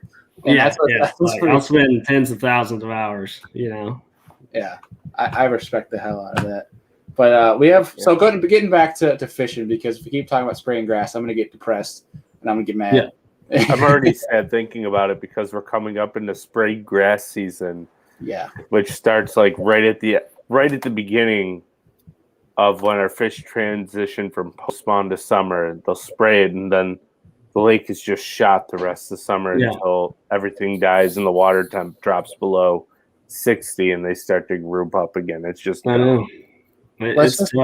Kyle Schmidt had a good question on here. He said, in the postpawn, do they usually school in relation to size? And that's something that I do see in the postpawn. So you'll have schools, and there'll be small schools of really big fish. You'll have medium-sized schools of 3 to 5 pound fish. You'll have pretty good-sized schools of 2 pounders. That's the immediate postpawn. As you start to transition into summer, you'll see a lot of those smaller fish mixing with your 3 to 5 pounders. And you'll see some schools that are like 3 to 5s with the occasional giant in it. When you move into fall and early spring, they're all together. It's just a melee, and you're trying to weed through fish to catch big fish. Is that a coffee question? Or do you expect better from the folks? What now? Is it a coffee bag earning question, or do the folks need to step up their game? I think that one right there is a dang good one, because that's a good thing to know if you're out on the water and you start catching 2-pounders, especially this time of year. It's like you need to move. The chances of you weeding through and catching a really giant one are pretty low. Well, there you go, Kyle. You earned yourself a bag of Outdoorsman coffee. Get in touch with us. We'll get you your contact. I think that's his second win now. Is it really? Yeah. What a beast. And he did say the first bag was delicious because I believe he got it right before he came up to Buffalo to fish with me. So I think he's going to have to put on his tag there like Kyle the Man Schmidt. Kyle, I have one coffee already, Schmidt. I see another one. Somebody asked if I throw a big saltwater spook, and heck yes, but don't tell anybody. I throw all kinds of giant saltwater, topwaters one. And that is a really good thing to try if you're on a blueback lake or if you're on a lake where they eat big bait. That is what Livesey kind of exposed with his saltwater chugging spook. Yep. I definitely don't have those. I should have never said anything about it. He should have just thrown it and be like, yeah, it's a super spook. They're eating it pretty good. It somehow has these upgraded hooks on there. I put them on there, Zowire hooks. It was great. But yeah, Kyle, dude, I think we already have your information. If you already been on a guide trip with Andy, we'll get you some Serious Angler coffee head out to you. We have some Serious Angler blend Outdoorsman coffee that will get sent your way. But we have a question here from Brandon Bates, and I don't know if this is an inside joke or not. Or that's my buddy. Question. But a favorite Saudi hump bait in June. That's my buddy out there, and I know what 10XD, baby, long line at 10XD. Those look like some Chickamauga bass in his profile picture. Yeah, he's a freaking stud. That kid, don't let him fool you. He's a daggone freaking hammer. He's always like, yeah, I don't only know how to catch fish 2 weeks out of the year. It's bullcrap. It's a stud. Sounds like we need to get Brandon on the show then. Yeah, dude, you should. Like, if you want to talk ledge fishing, like for as young as he is, he's in college now. My God, I'm getting old. But absolute ledge hammer, dude. Catches big ones out there. Like, he catches some of the last few years, he's caught – he's in the 90th percentile of the lake total as far as big bags on ledges in June. Good grief. Well, he's asking – I think it's a legit question. Your favorite way to fish a shad spawn, which I think a lot of people just assume buzzbait, topwater in general, but you mentioned a jerkbait as well. What do you think is the more efficient way to fish? My favorite, so if all things are working great, my favorite places to shad spawn fish are way upriver because they're very consistent, and the shad spawn will go on for 2 or 3 weeks in an area, and it really gives the fish time to load into those areas. And if you want to have a lot of fun and catch a lot of really good sized fish and a few giants, just throwing like a Zoom swimmer, on a 1/2 ounce or 1/4 ounce head. It's a really effective way because you got one big hook that you're getting into them. You can really get in there fast. You can catch multiple fish on a bait without messing with it. You're not worried about losing fish on treble hooks. That is the most efficient and one of the better shad spawn patterns that I run. And the same in conjunction with that is if I do get around a little thicker grass upriver, the swim jig thing. Those are the 2 most effective as far as like just really getting through a bunch of fish and catching a lot of quality fish. Those are really good ways to do it. Now, as far as giants go, all that for me happens downriver, and it's a little bit more finicky. It's when I'm pulling out jerk baits and glide baits, and you're getting your heart broken several times throughout the morning. I think in stride with that question, we have Forrest, was a really good buddy of ours, said if you couldn't throw live bait, what would be your go-to bait to fish for big fish? So like in the scenario where we were catching them on live bait, if you couldn't throw live bait, what would you be throwing to try to trigger a couple of those big fish? In the post spawn, for me, really that glide bait is hard to beat. A big mag draft, big soft swim bait of some kind. It's a good way to really get a lot of fish to play, and it doubles as a good scouting tool. Now, another one that I've probably caught more big fish on in the post spawn than anything else, and I don't talk about this one a lot at all, but I pretty much cash big checks in the Big Bass Tour event every year in May about this time. It's going to a large stick bait of some kind or a large 12 to 15 inch worm, and I'll throw it on basically a split shot rig. It's like a lightweight Carolina rig, on shallow hard cover where gizzard chat are spawning. And I'll just drag that thing around, and for whatever reason, those big post-spawn females, they'll slurp it up. You'll just feel it just kind of get weightless, and they'll be swimming off with it, And I can't tell you how many 8 to 9 to 10 pounders I've caught doing that.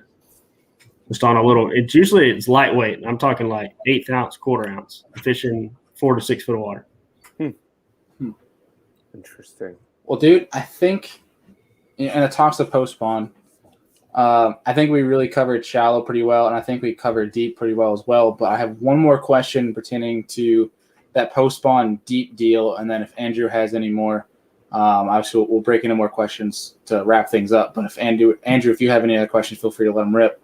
But my last question for you in terms of the post-spawn bite, when you were ledge fishing, I guess it's a two-parter. What are the ideal depths, or like what is the normal depths for ledge fishing? And depending on that answer, are you supposed to be fizzing these fish in a tournament scenario? Yeah, a lot of times. So it's weird, like our ideal depth. If you would asked me this question 4 or 5 years ago, I would have said anywhere between 18 and 23 foot. But for whatever reason, I think it has a lot to do with just pressure and just guys idling these fish so much and fishing for them. I've noticed a lot of my schools that I'm seeing better fish on now are sitting anywhere from 25 to 35, and a lot of them between 28 and like 33. And so at that point, you can still long line to those fish, and Brandon is an absolute expert at it. He can get a 20 or a 10XD down to that depth on a long line with like 10-pound test and freaking catch those fish. Now, for me, my confidence baits on those, and that's the thing, you have to treat it even now in the early season, you have to treat it like true ledge fishing. Like you're not ledge fishing over here unless you have 10, 12 rods on deck. Like you need to have a big shaky head worm. You need to have a Nico rig tied on. You need to have a drop shot tied on. You need a preacher jig tied on. You need a big swim bait, with like a 3/4 ounce to 1 ounce head tied on, your big crankbait, and insert other baits into there. A lot of times a scrounger plays for me as well. So I'll have all those rods on deck, and what you'll find is that they'll want something, or you can at least get the school to fire on something. Another one is that big spoon.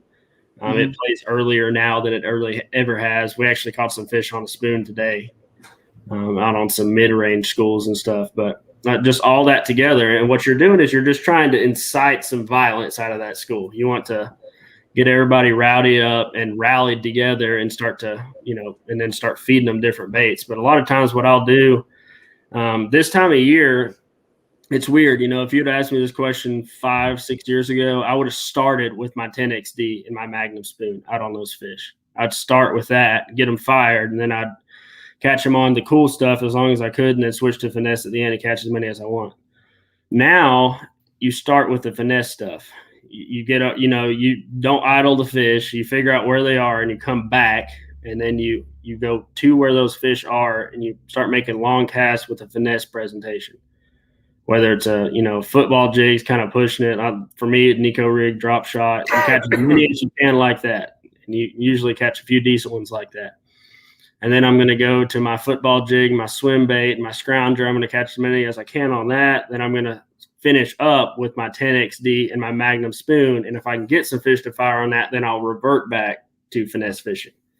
That's kind of the way I do that now. Yeah. That's kind of, we had Buddy Gross on, and he kind of reverberated that, saying like he starts a more subtle approach and then it increases as you go, because you kind of, it takes away the chance for you, if you start out with a 10XD, you spook out the whole school. Yeah, especially if they're not in the mood for it. If they've been beat up a little bit already, you can crush your chances in a few casts. Whereas with a finesse bait, you might not catch them, but you haven't spread that school out. You know what I mean? So what I find is I get bonus fish in advance of those really like big fish, power fishing techniques. Then I get them firing. I might get some bonus fish after that. And that's kind of like the deal with that. Right. Now, so really fast, you talk about throwing a football jig. You've been digging that hammerhead jig, haven't you? Dude, those things are awesome. Those things are awesome. So nobody's allowed to know about that, though. No, nobody's not. Dude, it clicked in my head why the hammerhead is so damn good versus a normal normal football jig. Yeah. So going back on this whole sound conversation, right, where fish can't really hear, they can. It's only a specific decibel range, but they can feel. Jeff and KJ talked about how they literally listened underwater to live crayfish and the sound they made and compared it to what they did with the tungsten in their hammerhead jig and made it similar.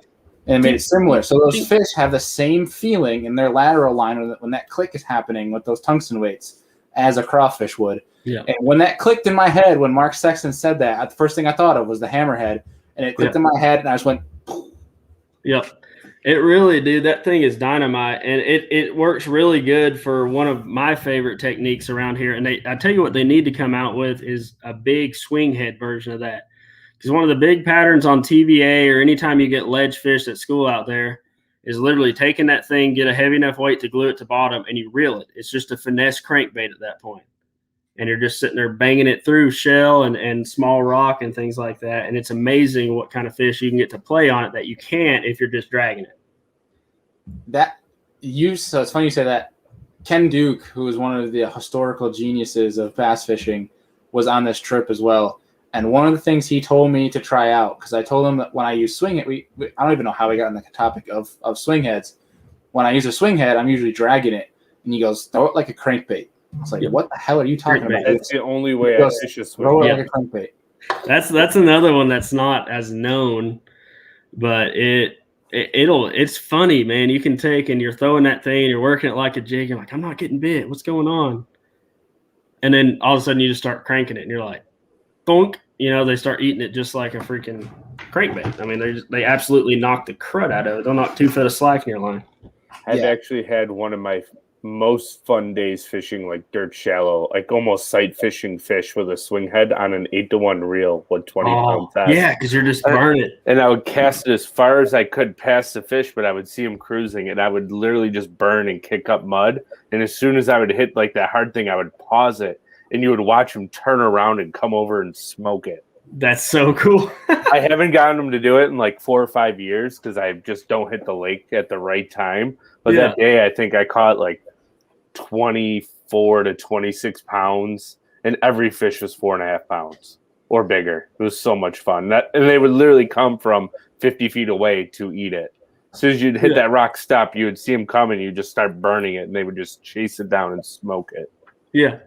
So happy you guys say this because the more you guys say this reinforces the fact that he's not a psycho and that he's actually right. But Bailey, the only thing we fished together a couple weeks ago, I caught him that way with the swing. Yeah, I caught a couple on it. Yeah, I didn't throw very long, but hey, Stout Sportsman asked down here, he said, what's your favorite swing head trailer? My all-time favorite is a Zoom Horny Toad. That is a freaking dynamite one. It just has a lot of body to it. And then one thing that we do, and this is a tricky little trick too. So when you have a big piece of plastic, like a creature bait or a horny toad, you know, that you're actually using as a jig trailer, because it's a dynamite skipping jig trailer too. I don't know if you ever skip jigs with a horny toad on it, but it's like the skips that you can do. It's so effortless. It's amazing. But what I'll do is I'll take that thing, if I don't have it on a jig and I've got it on a swing head, and you take a needle and thread and your skirt material and you run it through that bait, and you can create little legs, little flanges on it. And I make them about a 1/2 inch to 3/4 inch long, and usually like some kind of bright color, like some chartreuse or summer crawl in there. And it's just secondary action when that thing's banging around the bottom. And when you stop it, those things are still going crazy. A little bit of living rubber in there. That can be a freaking difference maker. That's a good one. I'll go next. Mine is a Venom Dream Craw. Yeah. That's a great swing head trailer bait. Structure, what do they call those? The Strike King Structure bug? The Magnum one, the big one. That's a good one. But it tears up easy. That's the only problem with it. It's a dynamite trailer on it. And I'll throw it in that moon juice color or like that green pumpkin blue flash type color. Those are really good too. That's a sweet color. And if they're really aggressive, like warm weather, that Missile Baits Destroyer with all those freaking long appendages and stuff, and it's a wide. That's what I like. It's like a brush hog, but it's got a big body to it. That's what I like with a swing hag. I want something with a big flat body. So up until now, obviously, I'm going to try to add this to my arsenal of just using it like a crankbait essentially. But whenever I've used a swing head, it's either been dragging or I've flipped grass with it too. When I flip grass with it, a buddy of mine, Nate Weissela, actually throws a what's the creature bait that Kitech has? Crazy Flapper. Crazy Flapper. He used to really like the Crazy Flapper. But I would always throw like a Rage Crawl or a Rage Bug if I was creeping that thing or flipping grass or something different. I'm very streamlined with creature baits.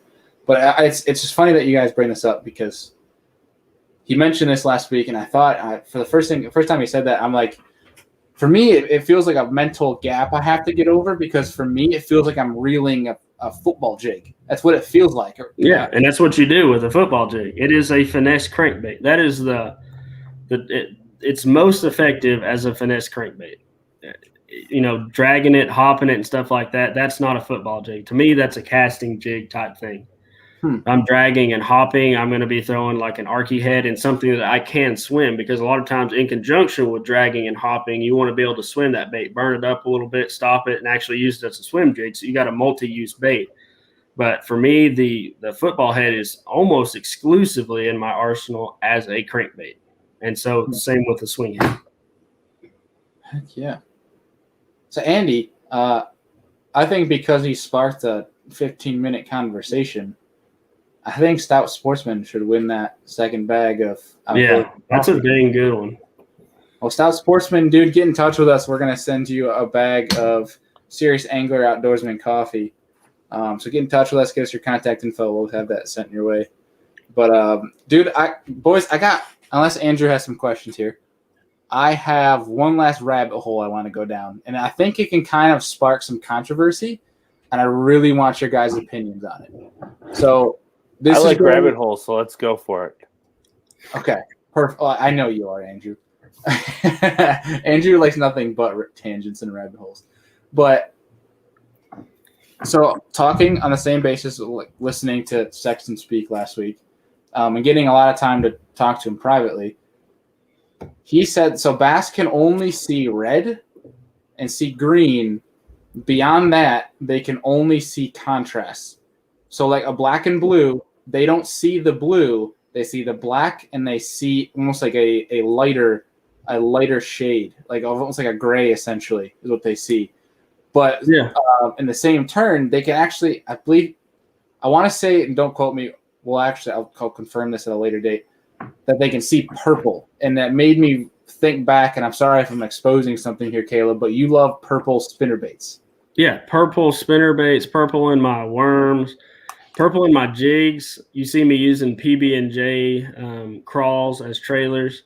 But I wonder, too, about blue because blue is such a huge thing. Like straight blue, sapphire blue worms, even like this weird sky blue worms that like from the 80s that I still use. And like the purple one that. I'm wondering if it's in the same spectrum as purple, if they can actually see it as like a really light shade of purple or something. Yeah, so in turn, like I asked a couple of questions on this, and one of the legends, Gary Klein, was there as well, speaking on some of the new products coming out. And Gary, being a jig fisherman, spoke on this and touched heavily on the color deal. And he basically went with, he goes, when I'm flipping jigs, he goes, I keep it really simple. He likes a black jig because those fish can see it the most.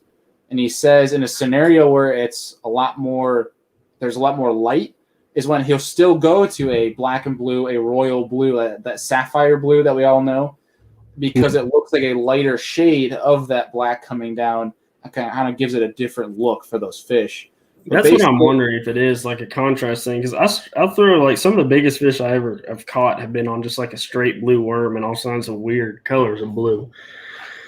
And so I'm wondering if it's just like, since it's in the same spectrum with the purple deal, if they just see it as like a light, like almost like an opaque purple. Yeah, like one of my favorite jig combos is straight black with June bug. Yeah. And see, that's funny because I don't know I think Bailey, you and I have had this conversation down here. A lot of people like, I fish a jig is weird for me, and so I throw the MGC custom tackle jigs as far as my flipping and casting jigs.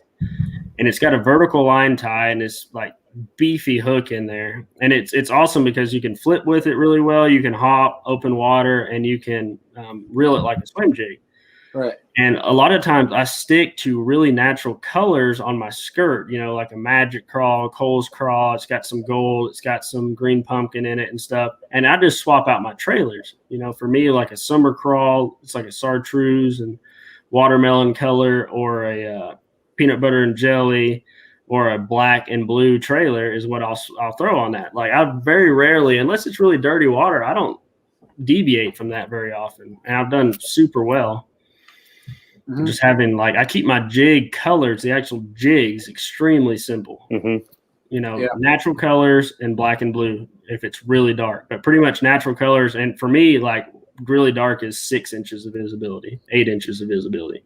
If it's any more than that, I've still got a natural jig on with a darker trailer. Mm-hmm. I'm the same way, black and blue, green pumpkin.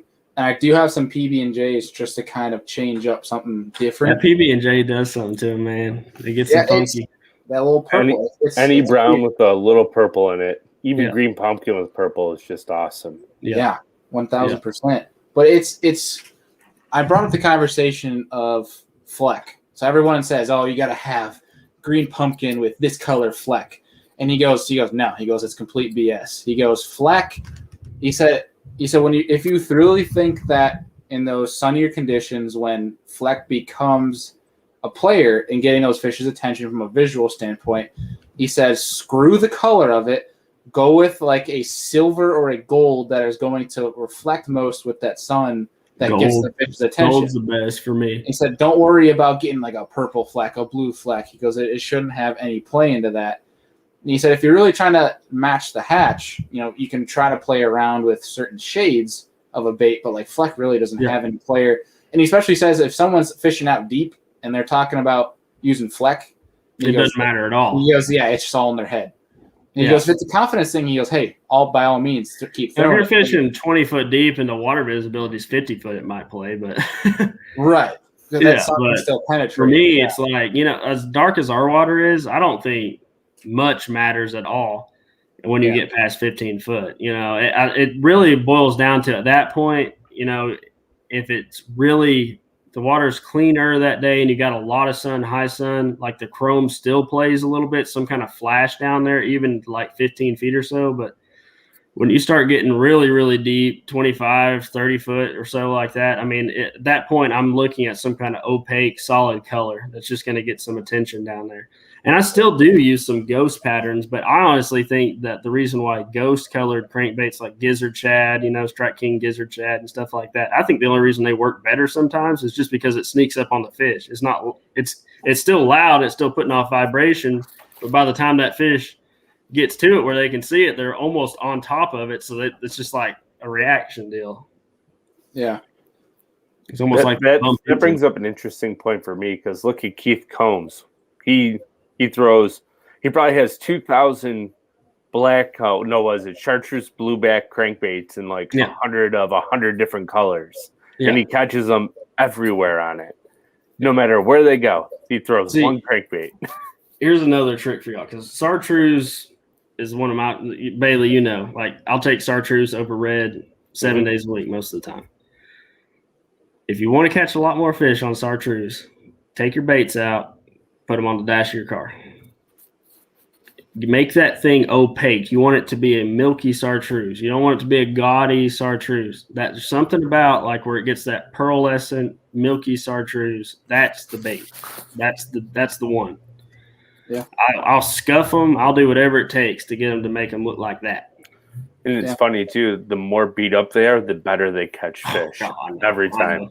If you got teeth marks all over that thing, it just becomes the sexiest one in the batch for sure. I have LC 2.5, like the deep diving one. Yeah, that chartreuse blueback that is just torn to shreds. It's one of my favorite smallmouth crankbaits I own. Yeah. When they get on that, I can't put it down. Smallmouth, man, they are all about that chartreuse. They love it.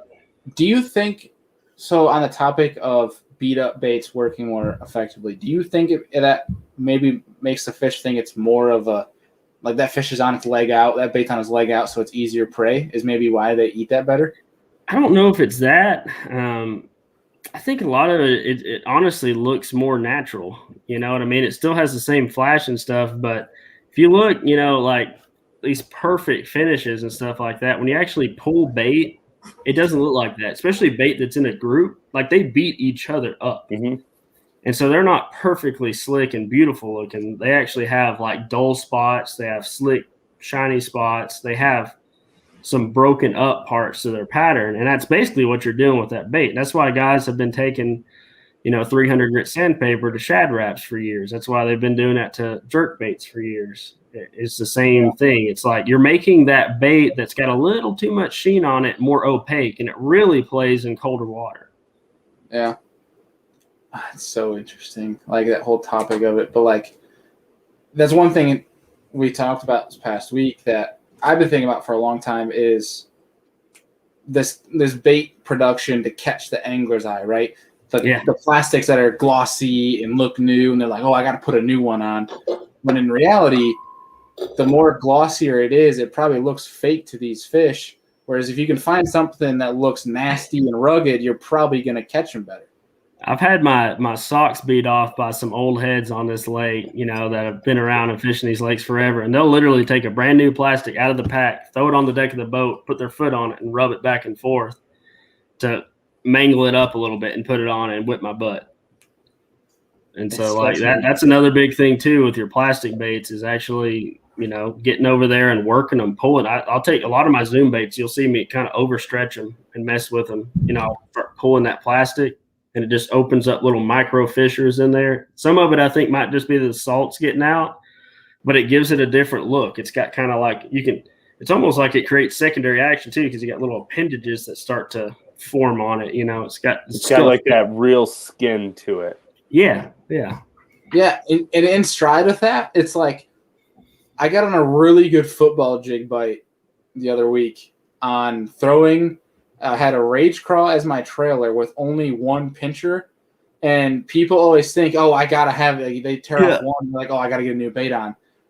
Do you think that these crawfish all have two pinchers? They probably see the one, they're like, "Hey, that's easier prey. I'm gonna eat that." Yeah, I'm the guy that I gotta have my two pinchers. I gotta have that flapping. As soon as I'll give it like 5 casts, and sometimes I'll catch another fish. Not then I'm like, nope. I'm back out there again. I think I'm a believer in the one pincher. I'm going to experiment with it more. I've caught a lot of fish on the one pincher. My God, Caleb's going to have both of his pinchers. Put the pincher off and rig it up, and everyone's like, what are you doing? I'm just going to mess up really bad. I'll save you all my one pincher baits because I get plenty of them. Perfect. Ship them right on up. I'll take them. Good grief. Andy, do you have anything left for our friend here before we give him the boot? Nah, man. I was mostly just tuning in and listening. I was a fan tonight, so I appreciate all the help. So, and as fishermen, we're always learning and expanding and trying to master stuff we don't have a clue about. I'm not saying that none of us have a clue about anything, but it's always nice to see other people's inputs and thoughts and experiences because it helps us all grow. Many people, you know, I fish with as many people that are better than me, at the same level as me, or less than me. You can learn from so many different people, and then it's even cooler, you know, like hanging out with Ben and Nathan and you guys, because it's like you get this north-south perspectives on things, and like I've learned so many tricky things from them, and they've learned tricky things from me. It's like you can hit your fish with like new stuff. Yeah, like if you don't think that Ben's trying to get a float and fly rod and set up now for St. He's already got it. Yeah, I was going to say. The rod is perfect for it. Yeah. But dude, and I'm bringing the hair jig back with me. I already tied up several of them. I can't wait to start throwing them for these. We've actually, since we got low flow on Nickajack right now, the fish are finicky. The water's cleaner than it normally is. I think it's going to play. Heck yeah, dude. Well, my friend, is there anything else you would like to let the folks know before we get out of here? I think that's it for me. I mean, I think we gave them a pretty good roundup of what's going on as far as post-spawn stuff, at least around me. Post-spawn and tangents and the whole 9 yards. But like, if you guys want to hear more, Caleb is one of the most knowledgeable people, and that's why I always enjoy getting the opportunity to hop on the phone or go fish with him. If you guys want to listen to more of it, all of his social media and his YouTube channel is in the description, so you guys can go tune into his channel, tune into his page. And Caleb's a very genuine dude in that if you send him a DM to ask certain questions, he will by no means ignore you. He will probably enjoy it beyond means of answering and talking fishing. I do try Just to don't answer ask him for waypoints. That's probably the only thing. Just don't ask him for I'm not going to give away waypoints. You But I ain't get gonna you get in the those. right area. But yeah, all of this stuff is down below in the description. Make sure you guys go check it out if you haven't already. But my friend, it's been good to catch up with you. I've been talking to Rudd. I'm hoping to stop down in Tennessee for a day or two on my way to Texas in a few weeks. Do it, man. We'll go out and see if we can massacre some. That sounds like a good plan. If there's not 1,400 boats in the lake. If there is, we'll go to Nick and Jack. Sounds like a plan. Or Parksville. They can have it. I like the latter of that because I need to get revenge on that place. I only caught one fish there. Yeah, you got to get some revenges over there. You need to catch you a great big river smallmouth is what you need. That sounds like all right. It sounds like I'll see you in a couple of weeks. Sounds like a plan. Let's do it. All right, buddy. It's been good to catch up with you. It's been a pleasure. You're always welcome on this show with us here. But we'll talk to you soon. All right.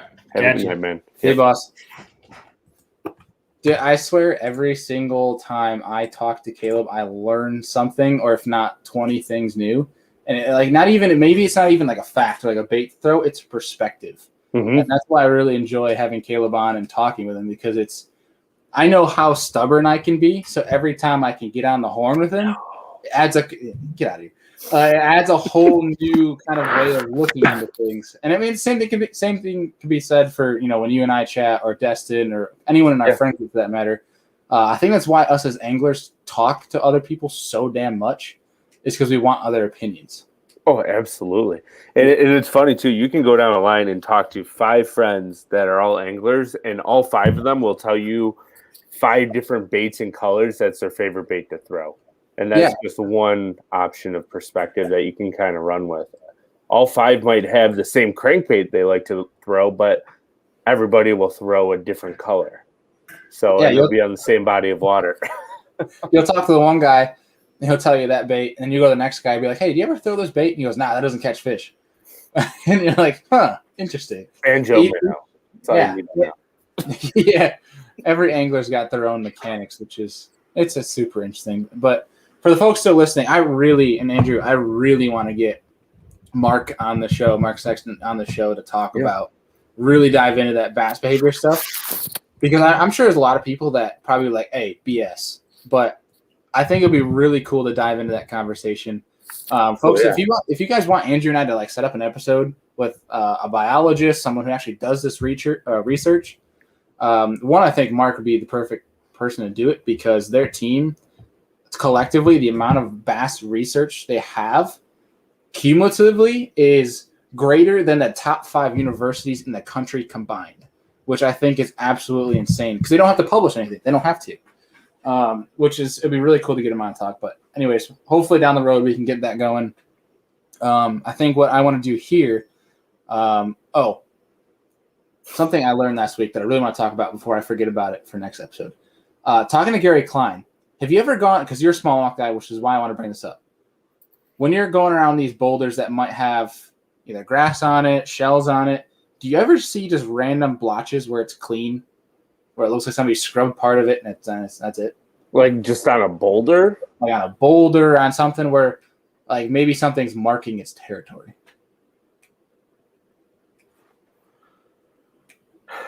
You ever seen a fish that goes up on a boulder and kind of rubs against it and then kind of swims away? Yeah. I was kind of playing around with that theory because I saw it happen a couple times in the past few weeks. And I brought it up to Gary Klein, and he goes, it's weird you say that because I watched it happen on St. Clair. He goes, I watched smallies do it, and I looked at these certain boulders, and there was these dry patches on them. They had a bunch of shells, and there was a blank patch. And he goes, so all I did is I go around, and I'd be just searching. And I wouldn't even fish. And I'd find these boulders that have these patches on it. And he goes, every time I flicked a bait at one of these boulders that had a bald patch on it, like what fish rubbed against it, a fish would come around that boulder and eat his bait. And every boulder that was completely covered had no fish around it. I wonder if that's... At least we can go test this theory out on the area. I think we need to. Test this. But I thought it was kind of fascinating because it popped in my head, and I talked to Gary Klein. He's like, I thought about that too. And part of it for me was like, hey, maybe I'm not crazy like I thought I was. But it's kind of cool to think about, fish marking their territory. We always think these fish are territorial, but how territorial are they? What proof do we have that they're territorial? I think it'd be really cool to get a biologist on and really talk about that. Yeah, and maybe that's something that they never even looked into. Like, we might be opening up a new whole world of, well, what is it, a can of worms? Can of worms, yeah. New world of. And someone who talked about this too, and I have to give him credit, Mitch Anderson from Wired to Fish. He's one of the videographers for Wired to Fish that was there. And Mitch is a huge, huge fish head. And what he likes to do is a lot of diving with fish. And that's what he talked about too, is he noticed these smallmouth that were making patches and boulders. He watched them swim and rub against it, and they come back and rub against it, and then they move on. But they'd stay in that general vicinity. And this is for a whole nother episode where you can talk about the curiosity. I wonder if those fish are lone wolf fish too. Like if there's only one of them there. That'd be really cool. Well, we're gonna get Mitch on the show too. Mitch is really cool. He has a really cool backstory. Another Minnesota boy. Not that we haven't gotten the whole state of Minnesota on the show before. We've had 214 episodes now, and I bet 100 of them are Minnesota. Yeah, there's a very good chance. But either way, tonight was an absolute riot, and I think tonight was a lot of juice. Yeah. Folks, if you're still tuning in tonight, you're still listening right now, we seriously appreciate you guys. We really hope that you guys took a lot out of this segment. If you're watching or if you're listening on the MP3 side, please let us know if you guys are still listening at this point, for one, but also if you took anything from it. But I think there's a lot of juice that really came out of tonight's topic. Oh, yeah. More than just post-spawn fish. Like we opened up a lot of different avenues of conversation. But I think moving forward, I think we'll get off the topic here and we'll start wrapping things up tonight. What do you have going on this weekend, rest of the week? What are your plans? Not a whole lot. I mean, tomorrow night, we're going out to eat, me and the wife. We don't get date nights very often. I have a guide trip Saturday. And Sunday, I'm probably going to fish my vegetable garden. How about you? Nice. I got work this week, obviously. And then I'm almost a month on the new job, which is that's crazy. I can't believe it's already been 30 days. But, obviously I've worked out the week, and then a couple nights this week I want to get out and go practice because it is the heat of the spawn, so it's a fun time to go get up and search for giants. But got another NYKBF kayak fishing derb on Saturday at good old Cayuga, which is going to be interesting because this time of year I think is a really hard time of year to win on our lakes because it's literally the fish are freaking everywhere. So I got a plan in place. We're going to go try to figure out an area that I don't think anyone's going to go to that could have some big old fish up on bed, and hopefully go get them early on Saturday morning before the wind comes through, and then go fish some. Is it going to be a windy Saturday? It looks like it's going to be like a west 5 to 8, which isn't bad, but might debunk some guys' plans to fish shallow. So I don't know. We'll see. It's New York, so it's New York. It'll probably say 5 to 10 and be like 30. So yeah, probably. And I have a guide trip. But either way, got another tournament on Saturday. And so far for this trail there's two. NYKBF has two trails now. There's something really cool. They have an NYKBF, which is like the original trail in New York, which is throughout mainly central New York. But now they branched off and they have a western branch.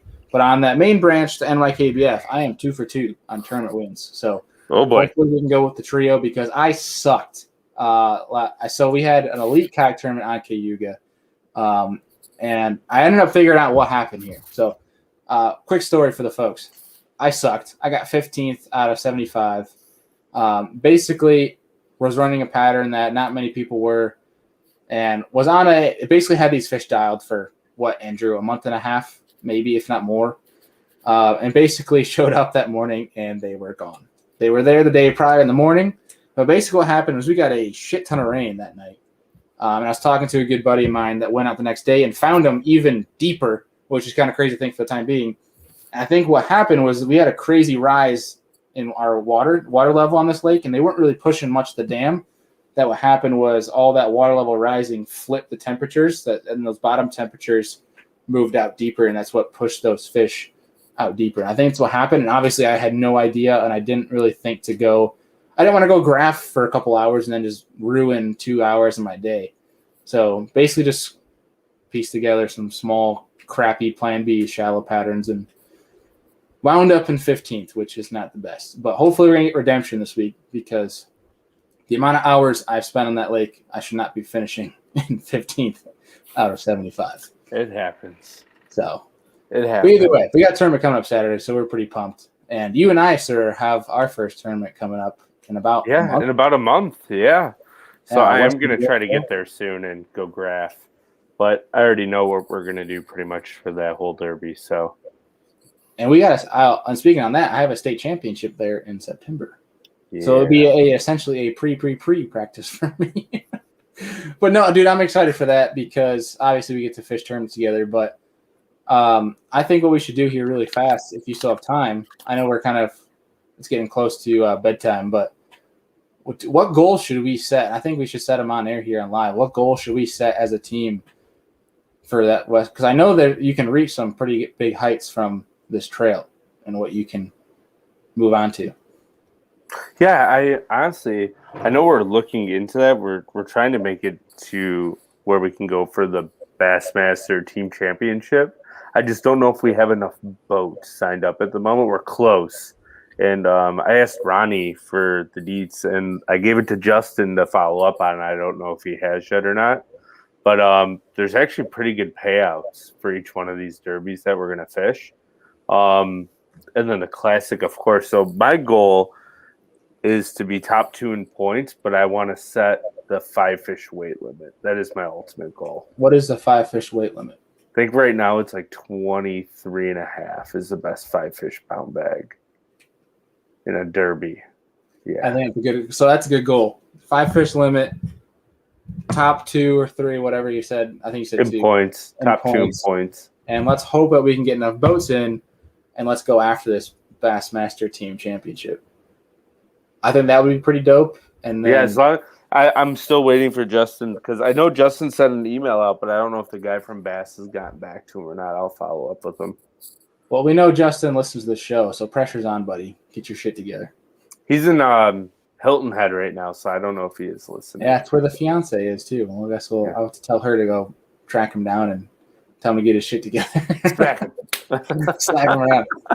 But dude, next weekend I have off. I don't know what you got going on next weekend. If you don't have guide trips, then maybe we can kind of link together and do some video shooting here and get maybe on the water. Maybe Sunday. Maybe We'll figure it out when the time comes. But obviously we have our tournament coming up in a month. I have another trip coming up. I'm leaving June 3rd for Texas. We got the Bass Kayak Classic. And then I'll be working the Classic. So if anyone's listening to this, whether MP3 or you're currently watching on YouTube, if you're going to be at the Classic, give me a shout. It'd be cool to link up and grab a beer. Maybe even stay a day if you have a boat down there. I'm going to have my kayak. If you have a kayak or a means to get out, I would love to stay another day and fish with some people. But so what dates are the Classic? Was that June 5th through the 6th? And 5th through the 8th? So let's see. I leave on the 3rd, which is a Thursday, get to the Airbnb hopefully by evening Friday. 22.5-hour drive. Not looking forward to that. But let's see. Practice for me starts Sunday the 6th, ends on the afternoon of the 8th. What's kind of cool, they're doing a month cutoff. Can't fish it a month prior. Info, all that jazz. 2.5 days of official practice. I compete on the 9th and the 10th, and then I believe the Classic is the 11th, the 12th, and the 13th. Ooh, then you're going to leave and come home and go fish a New York Derby like 4 days later. Yeah, I'll literally leave I think the plan is as soon as that day's over on that Sunday to start driving home and hopefully get back late like Monday or early morning Tuesday. And then obviously we'll have that. I think that's the first derb for us is that weekend. 19th, yeah. 19th, yeah. Good old Chautauqua. Chautauqua. Yeah, that's going to be a fun one. Yeah, but we got a lot of plans coming up, folks, and hopefully, and basically what the plan is for Texas, I'm going to be putting a whole film video series together for that. So stay tuned for that. I'm probably going to dive really deep into. These are going to be legit video series, and granted, it's going to be my first crack at doing them. I'm hoping to put together a good job doing it. So, guys, make sure you stay tuned for that because, I mean, it's kind of a big deal. It's the first ever. I know there's some people that like to tease kayak anglers and all that jazz, and that's fine. I thoroughly enjoy the teasing. feel free to crack comments at me in the comments. I enjoy it. But the first ever Bass Kayak Classic, top 10 make the Bassmaster Classic stage. And there's 150 people signed up, so I think the payouts are at least over. That like doubled from last time. Yeah, it's like 20 or 25 grand at least for first. So I haven't seen the payout exactly yet, but I know basically what they had is if the full field, like 240 signed up, it was $50K for first, which is big for kayak fishing, obviously. So Yeah. gonna film it all. And again, if you're gonna be at the Classic, let me know. I would love to meet up and meet some of you folks. But I think other than that, dude, I don't have much news. Either way, I know I missed last week. You killed it last week. Thank you again for stepping in and talking smallies with Mr. Destin Marion. But Doing captain things. Captain things. You might have to do it that week. I'm driving home. That's fine. We'll make it work. If maybe we can get some guest hosts on here, they can That'd join be you. fun. Yeah, but I think. Do you have anything else left for the folks? No, I mean, pretty much my dates are getting pretty booked up for the summertime. I have a few Sundays available, July and August, and a few in September, but that's pretty much it for bass trips. So reach out, get it in. I'm going to start doing some Wednesday nights too, periodically, so look out for posts on that. It'll probably be like a last minute, got this Wednesday free, let's go. And yeah, let's go. That'll be done. Say, Yeah, never mind. I'll retract that comment because it's not 100% yet. It's like 98.9% certain. I was talking about my thing that might change my schedule, but we'll just save that for when it becomes 100%. Okay. So sorry to leave you folks the cliffhanger, but okay, see you later. Bye. No, I'm just kidding. But, we have some episodes coming up. Obviously, I have an unboxing video coming out this week. Andrew's got some cool jerkbait stuff coming out soon. We're gonna get some dial in. Andrew and I, as we go into this summer season, we're going to get some more downtime to go out and film some different video sessions for you guys. So if you have anything you recommend that you'd like us to talk about, put in place and go fish and do it and try to like show people how to do it or how not to do it, let us know. And we'll obviously go put those in place. But I think that does it for tonight, folks. We appreciate everybody tuning in. If you're listening still on whether YouTube at a later date or MP3, we really appreciate you guys sticking around and listening for the full thing. And we will see you guys on Friday.